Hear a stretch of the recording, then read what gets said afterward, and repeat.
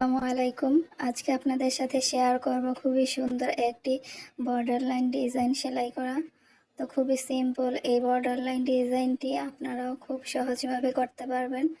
তো প্রথমে আমি ফুলের মাঝখানে শার্টিন ভরাট করে নিচ্ছি। তো এখানে আমি শার্টিন ভরাট করে নেওয়ার জন্য রানী গাঢ় রানী গোলাপি কালারের সুতাটা নিয়েছি। এই বর্ডার লাইন ডিজাইনটি আমি ইয়োগ আকারে কামিজের নিচে বর্ডার লাইনে হিসাবে বসাবো। তো এই বর্ডার লাইনটি আমি কিভাবে কামিজের নিচে বসাবো সেটা দেখতে আপনারা আমার চ্যানেলটির সাথেই থাকুন।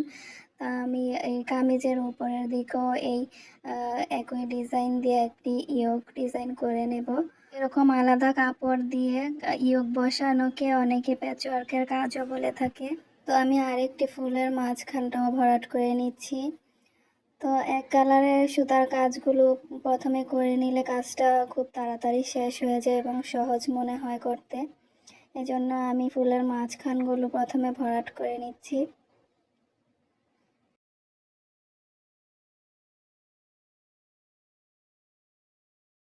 এখন আমি পাপড়িটা ভরাট করে নেব। তো পাপড়িটা ভরাট করে নেওয়ার জন্য এখানে আমি হলুদ সুতাটা নিয়েছি 2 গুণ করে।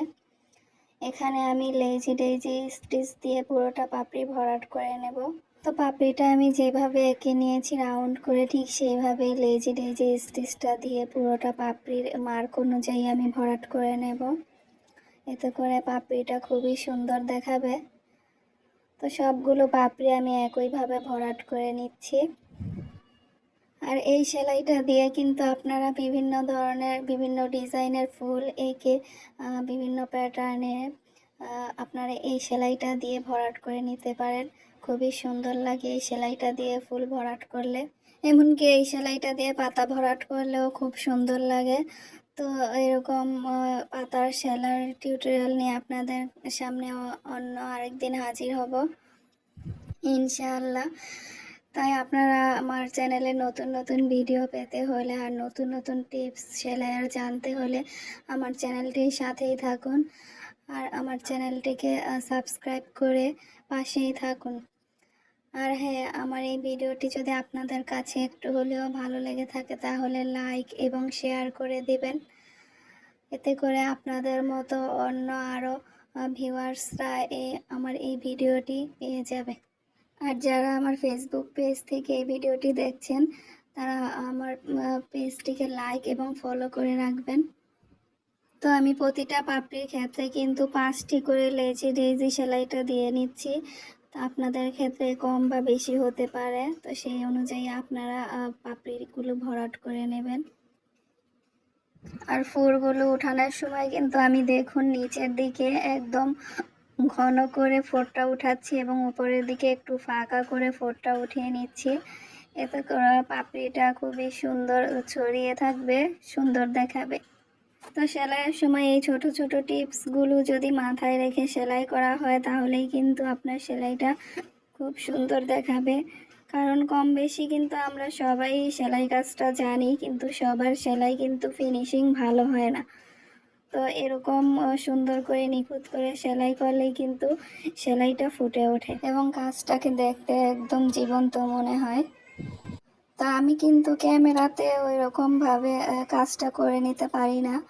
অফ ক্যামেরায় আরও সুন্দর করে করে নিতে আমার সুবিধা হয়। তো তারপরও চেষ্টা করি আপনাদের সামনে সুন্দরভাবে তুলে ধরার। তো আপনারাই বলতে পারবেন আমি কতটুকু ভালো করে তুলে ধরতে পারি আপনাদের সামনে।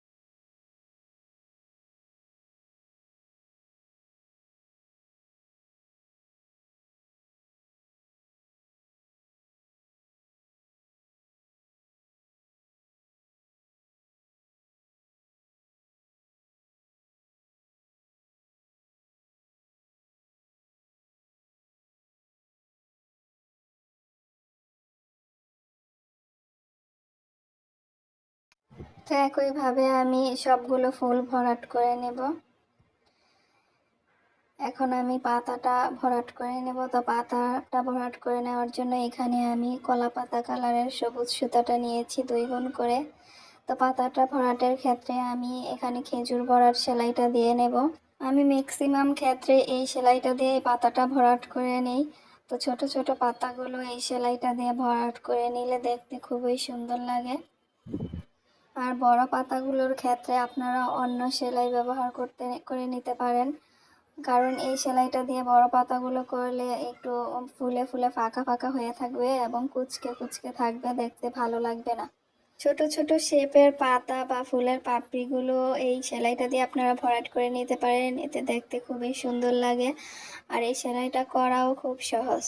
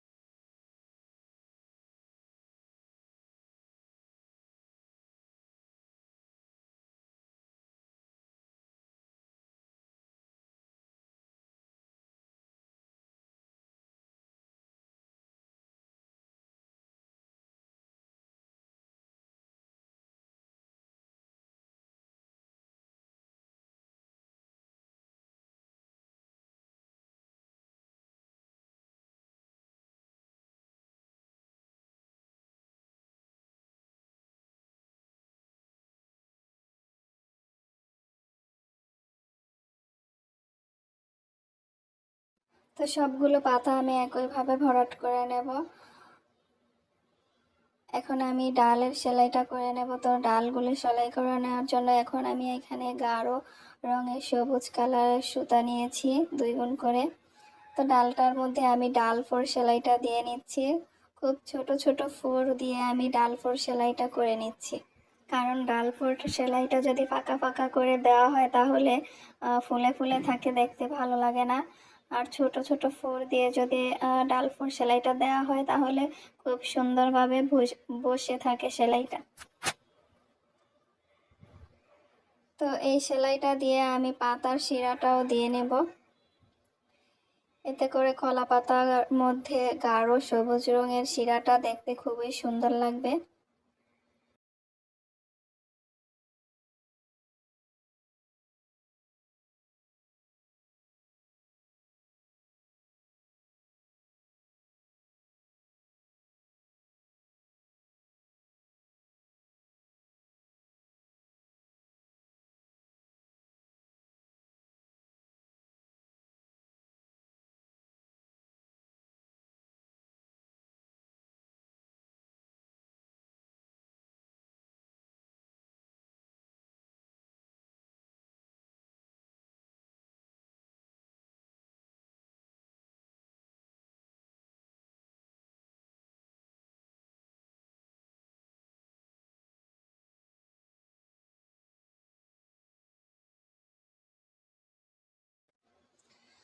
তো সবগুলো ডাল আমি ডাল ফোর সেলাইটা দিয়ে সেলাই করে নিচ্ছি।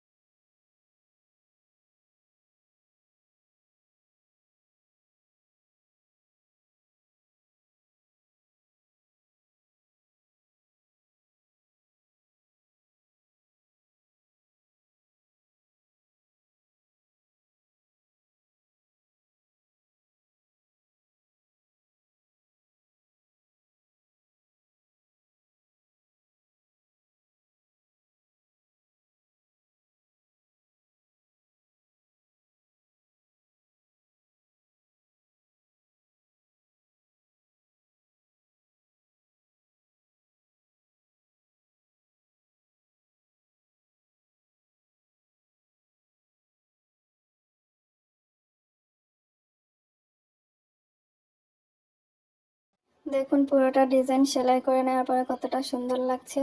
আল্লাহ হাফেজ।